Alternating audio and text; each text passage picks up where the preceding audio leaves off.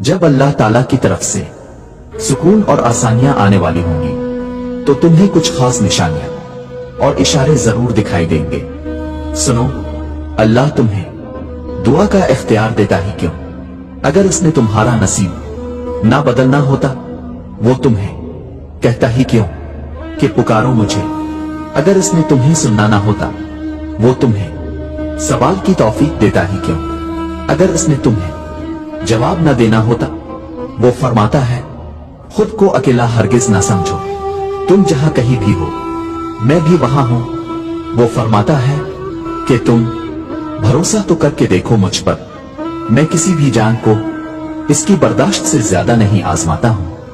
وہ فرماتا ہے ماں اپنے بچے کی ایک سسکی بھی سہ نہیں پاتی اور میں تو تم سے 70 ماؤں سے بڑھ کر پیار کرتا ہوں۔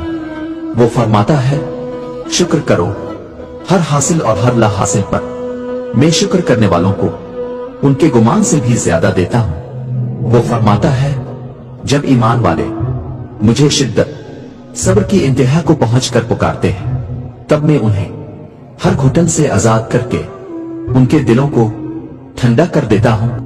وہ فرماتا ہے تم ایک چیز کے گم ہو جانے پر تڑپ رہے ہو، میں قادر ہوں ہر شے پہ، میں تو سب کو واپس لا سکتا ہوں۔ وہ فرماتا ہے یقین رکھو میری مصلحتوں پر، میں مایوس ہو جانے والوں کو تو راستہ نہیں دکھاتا ہوں۔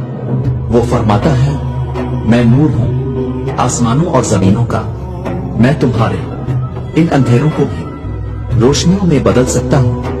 وہ فرماتا ہے یہ سختی بس کچھ وقت کی بات ہے، صبر کر لو، میں صبر کرنے والوں کو پسند کرتا ہوں۔